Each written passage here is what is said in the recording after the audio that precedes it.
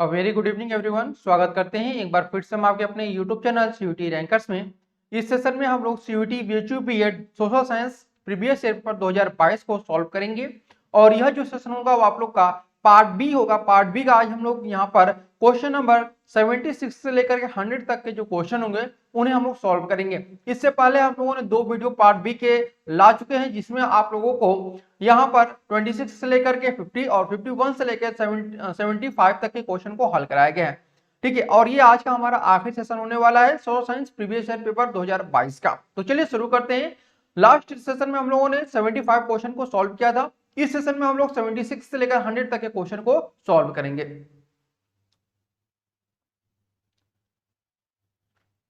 देखिए question number आपका जो दिया गया है वह सीरियल नंबर 76 यानी कि क्वेश्चन नंबर 76 दिया हुआ है कि मैच लिस्ट 1 विथ लिस्ट 2, यानी कि लिस्ट 1 जो आपका है उसे लिस्ट 2 से आपको मैच कराना है। मैं इसका हिंदी पोर्शन भी आप लोगों को दिखाऊंगा, पहले इंग्लिश पोर्शन में आप लोगों को दिखा दो कि दयाराम साहनी एट हरप्पन, उसके बाद जे मार्शल एट मोहनजोदड़ो ऑप्शन, उसके बाद सी दिया हुआ है वत्स एट हरप्पा और डी दिया है मार्टिमर व्हीलर एट हरप्पा। इनमें से कौन सा आपका ऑप्शन सही होगा वो आपको बताना है। तो देखिए क्वेश्चन नंबर 76 अगर हम देखेंगे तो यहाँ पे उत्खननकर्ता और उनका समय यहाँ पे दिया गया है। तो चार ऑप्शन दिए गए हैं इनमें से। तो हम यहाँ पे कह सकते हैं कि जो हड़प्पा सभ्यता है वो हड़प्पा सभ्यता की जो उत्खनन करता थे वो आपके दयाराम साहनी थे। इन्होंने इसका उत्खनन कब कराया गया था? तो इन्होंने जो उत्खनन कराया था वो आपका कब कराया था भाई? तो सिंपल से हम यहाँ पे बोल सकते हैं कि आपका इन्होंने 1921 में कराया था, यानी ए ऑप्शन आपका सही होगा। ठीक है, उसी प्रकार से हम यहाँ पे देखेंगे कि जो मोहनजोदड़ो है उसका उत्खनन जे मार्शल ने कराया था और इसका जो समय काल है वह आपका 1931 था, यानी कि बी ऑप्शन यहाँ पे होगा। ठीक ठीक, उसके बाद हम लोग हड़प्पा में देखेंगे तो हड़प्पा का जो आपका उत्खनन करता है वो वत्स जी है और इनका जो कह सकते हैं कि मतलब समय का है जो वह समय आपका क्या हो जाएगा यहाँ पर, वह 1940 हो जाएगा। ठीक है, यानी कि सी यहाँ पे हो जाएगा और डी ऑप्शन आपका ऑटोमेटिक 1946 हो जाएगा। तो हमारा जो ऑप्शन मिल रहा है वह आपका ए का 1, बी का 4, सी का 2 और डी का 3, ये आपको ऑप्शन नंबर सी में हमें देखने को मिल रहा है। तो 76 का ऑप्शन नंबर सी हमारा सही होगा। अब आते हैं क्वेश्चन हम लोग 77 पे। 77 दिया है कि द सल्तनत हु कॉल्ड हिमसेल्फ नायाब ई खुल्दी, नायाब ए खुदी के नाम से जो सुल्तान अपने आप को जानता है वह कौन था? इल्तुतमिश, बलबन, अलाउद्दीन खिलजी या फिर आपका गयासुद्दीन तुगलक। तो 77 का अगर हम बात करते हैं यहाँ पे सही आंसर होगा आपका बी ऑप्शन, यानी कि बलबन जो है आपका वह सही आंसर होगा। ठीक है, चलिए अब आते हैं प्रश्न नंबर 78 पे। 78 बोल रहा है कि the terms used for the measurement of the land in the सल्तनत पीरियड वाज, यानी कि सल्तनत काल में भूमि मापन के लिए निम्नलिखित में से किस शब्दावली का प्रयोग किया जाता था? ऑप्शन नंबर ए दिया है किस्मत ए गल्ला, ऑप्शन नंबर बी गल्ला बख्शी, ऑप्शन नंबर सी गाजी, ऑप्शन नंबर डी मसहल। ठीक है, मसहल कहिए या फिर मसहाल, दोनों ही कहीं होते हैं। अब 78 में जो सही आंसर होगा वो आपका डी सही होगा, मसहल या फिर मसाहाल, दोनों एक ही ऑप्शन है। ठीक है, तो यानी कि जो आपका शब्दावली प्रयोग किया जाता था भूमि मापन के लिए वो आपका मसहल आपका सही आंसर है। ठीक है, चलिए अब आते हैं प्रश्न नंबर 79 पे दिया है who was the editor of voice of India during British time, यानी ब्रिटिश काल के दौरान वॉइस ऑफ इंडिया के संपादक कौन थे? बीजी तिलक या फिर शिशिर कुमार घोष या फिर दादा भाई नौरोजी या फिर जी के गोखले। तो 79 का सही आंसर होगा आपका सी, यानी दादा भाई नौरोजी वॉइस ऑफ इंडिया के संपादक थे। ठीक है, चलिए क्वेश्चन नंबर हम लोग 80 पे देखते हैं। दिया हुआ है कि यहाँ पर बुक एक किताब है उसका नाम है तबकत ए अकबरी वाज रिटेन बाय, यानी तबकत ए अकबरी के लेखक कौन है? अबुल फजल बदाऊनी, ख्वाजा निजामुद्दीन अहमद या फिर ख्वाजा निसार अहमद। तो 80 का सही आंसर होगा आपका सी, यानी कि ख्वाजा निजामुद्दीन अहमद यहां पर सही आंसर होगा। अब आते हैं हम लोग क्वेश्चन नंबर 81 पे। ठीक है, ये थोड़ा सा आपका बड़ा दिया हुआ है जिससे हम लोग थोड़ा सा शॉर्ट कर लेते हैं। क्वेश्चन नंबर 81 क्या बोल रहा है इसे हम लोग समझने की कोशिश करते हैं। देखिए भाई क्या दिया हुआ है, which edict of Ashoka contains the famous pronouncement all the times whether I am in the women's apartment or in my inner apartment where I may be, my Mahatmatra should keep me in touch with public work। यानी कि सम्राट अशोक की कौन सी राजज्ञा में प्रसिद्ध घोषणा की गई थी कि किसी भी समय में, चाहे मैं रानीवास या फिर अपने शयन कक्ष में रहूं, जहां भी रहूं, मेरे महामतार मुझे सार्वजनिक कार्यों के संबंध में सूचित करते रहेंगे। तो यह जो आपका ऑप्शन हमें दिखाई दे रहा है 81 का, वो आपका डी होगा, यानी कि ओनली सी ऑप्शन। ठीक है, only C, rock edict fourth. ठीक है, यानी कि शिलालेख आपका जो था 6, शिलालेख 6 जो था उसमें इसका उल्लेख हमें देखने को मिलता है। तो ऑप्शन नंबर डी हमारा यहाँ पर सही आंसर होगा। ठीक है, चलिए अब आते हैं हम लोग क्वेश्चन नंबर आपका दिया हुआ 82। 82 क्या दे रहा है भाई आपका, देखिए यहाँ पर Which one of the following is correct sequence of administration division during the Gupta Empire from Nishant to lowest order। यानी यहां पर आपसे प्रश्न जो पूछ रहा है वह है आपका कि गुप्त साम्राज्य, ठीक है, गुप्त साम्राज्य के प्रशासनिक विभाजन का निम्नलिखित में से कौन सा क्रम जो है वो आपका सही है। ऊपर से नीचे के क्रम में आपको बताना है। चलिए ऊपर से नीचे का हम क्रम में आपको यहां पर देखेंगे तो हमें सिंपल से यहां पर ए मिलेगा, पहले हम लोग का यहां पर ए हो जाएगा, उसके बाद आपका डी मिल रहा है हम लोग को, उसके बाद फिर आपको बी देखने को मिल रहा है। ठीक है, यहां पर क्या देखने को मिल रहा है आपको, बी भी आपको देखने को मिल रहा है, फिर उसके बाद आपको सी। इस प्रकार से हमारा ए डी बी सी आपका सही आंसर होगा, यानी कि सी ऑप्शन हमारा यहां पर सही है। अब आते हैं प्रश्न नंबर 83 का। 83 दिया हुआ है the Vijayanagara king who totally withdrew the marriage tax. यानी विजयनगर का वह कौन सा शासक था जिसने विवाह को पूरी तरह से वापस ले लिया था। देवराय 1, देवराय 2, कृष्णदेवराय या फिर कृष्णदेवराय 2। तो इसमें कौन सा सही आंसर होगा, तो 83 का सही आंसर जो हमारा होगा वह सी होगा, कृष्णदेवराय आपका सही आंसर है। अब आते हैं 84 पे। देखिए 84 दिया हुआ है Who among the following were not a famous painter of the court of Akbar। यानी कि निम्नलिखित में से कौन सा अकबर के दरबार का विख्यात चित्रकार नहीं था। Option number A Aga Khan, option number B दिया हुआ है आपका Daswant, option number C Basawant, option number D Farrukh Beg, option number E Abdul Razzaq. तो 84 का सही आंसर होगा आपका यहाँ पर क्या हो जाएगा, डी, यानी कि फरूख अहमद यहाँ पे आपका सही आंसर होगा। ठीक, सॉरी यहाँ पर आपका सी यहाँ पे गलत आंसर है। अगर हम डी को देखेंगे तो डी हमारा यहाँ पर सही हो रहा है, ए एंड ई, यानी कि आपका आगा राजा और उसके बाद आपका अब्दुल रजा, ये दोनों ही ऑप्शन आपके सही हैं, यानी कि ए और ई आपका सही आंसर होगा। ठीक है, चलिए अब आते हैं प्रश्न नंबर हम लोग जो अगला दिया हुआ है उस पर देखते हैं क्या दिया हुआ है 85 का। 85 यहाँ पे बोल रहा है आप लोगों से कि in the oceans and see the average salinity varies from. यानी कि महासागरों और समुद्रों में औसत लवणता की विविधता किसके बीच में पाई जाती है। यानी कि कितना आपका लवणता पाया जाता है ये आपको बताना है। तो सिंपल सा हमारा जो आंसर होगा 85 का वह हो जाएगा भाई क्या 33% से लेकर के आपका 37% के बीच में आपका पाया जाता है। ठीक है, 86 को हम लोग देखेंगे यहाँ पर दिया हुआ है which one of the following is not a सब टाइप ऑफ एपीफाइट्स। ठीक है, एपीफाइट्स यानी कि अधिपादप। निम्नलिखित में से कौन सा अधिपादप एपीफाइट्स का एक तरह से कह सकते हैं कि प्रकार आपका नहीं है। तो 86 का जो सही आंसर होगा वह ए होगा, यानी कि ग्रीन आपका यहां पर सही होगा। ठीक है, ग्रीन एपीफाइट्स आप यहां पे सही आंसर है। अब आते हैं 87 पे। क्वेश्चन नंबर 87 यहां पे दिया हुआ है आप लोग का कि in aeolian landforms sand dunes developed in the lee of desert depressions are called. यानी कि वातोड़ भूमि रूपों में मरुस्थली अवतमन के प्रति पवन में विकसित होने वाले बालू टिब्बों को क्या कहा जाता है।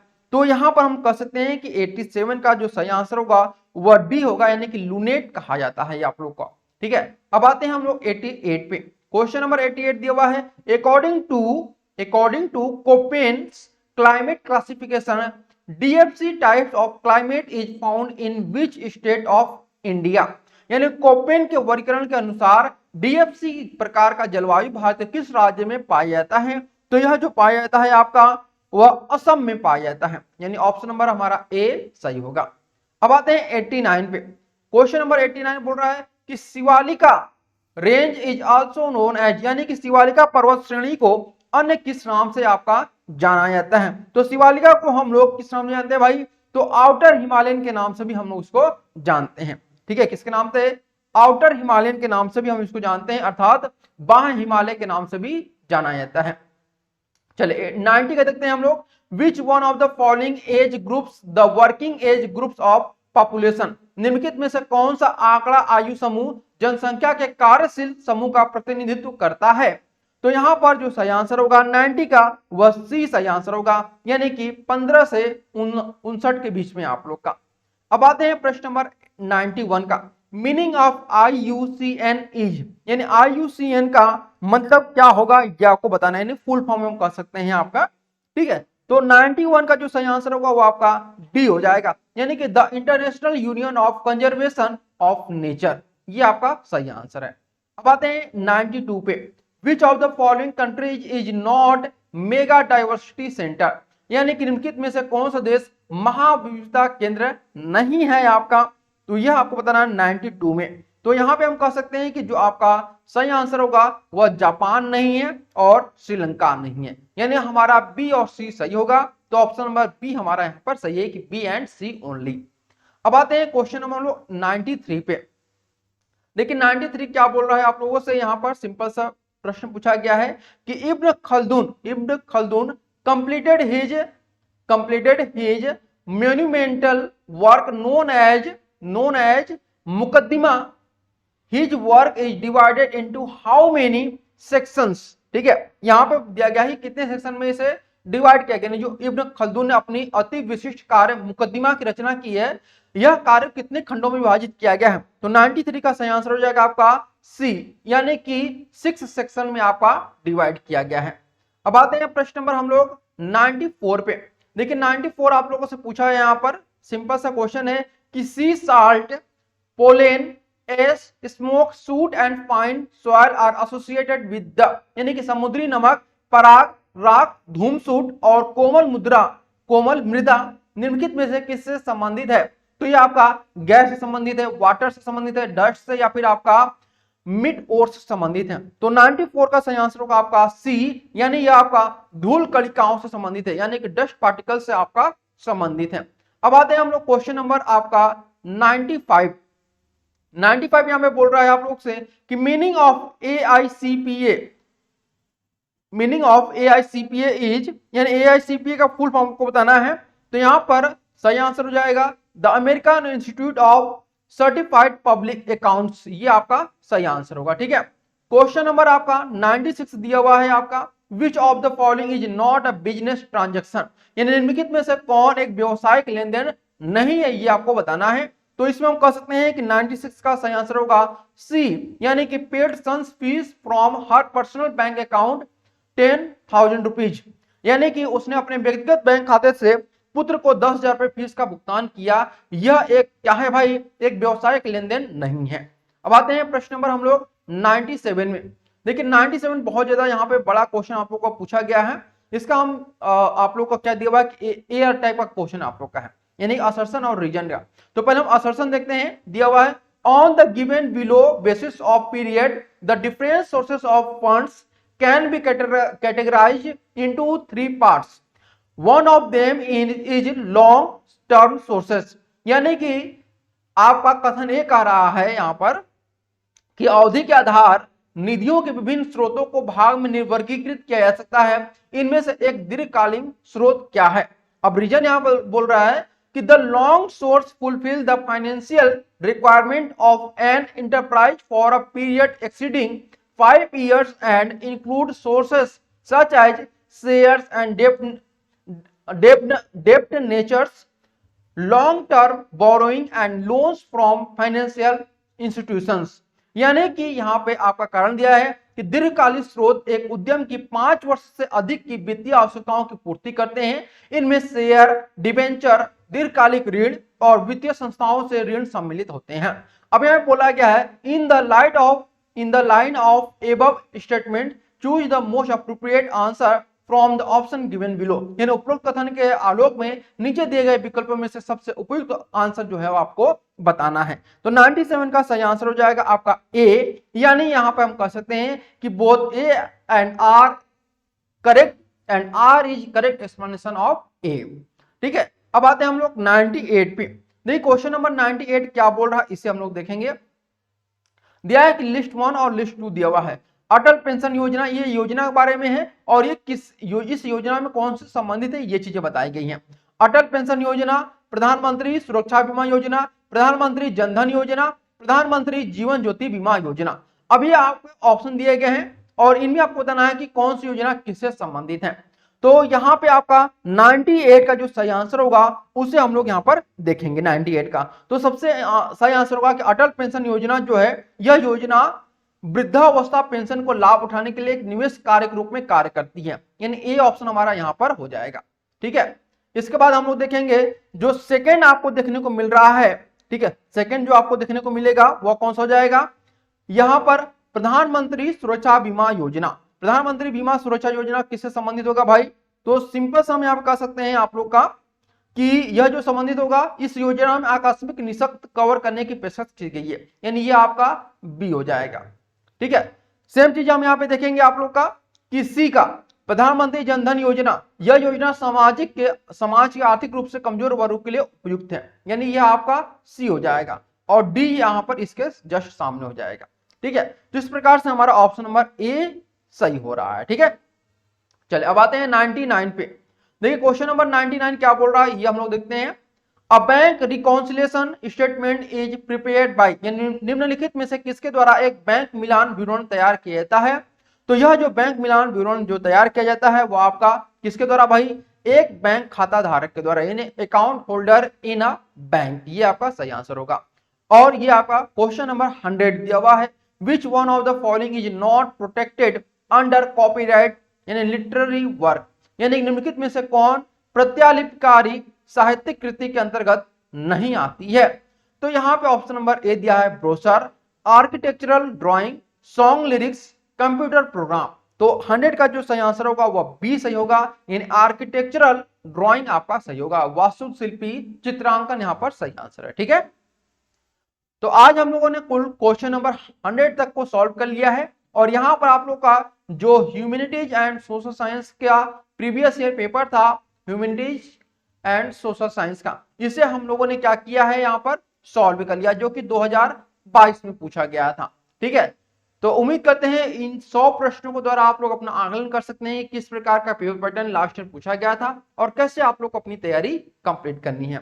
तो आज अपने सेशन को हम लोग यहीं पे समाप्त करते हैं, फिर मिलते हैं आप लोगों से एक नए सेशन में, तब तक के लिए धन्यवाद, थैंक यू सो मच।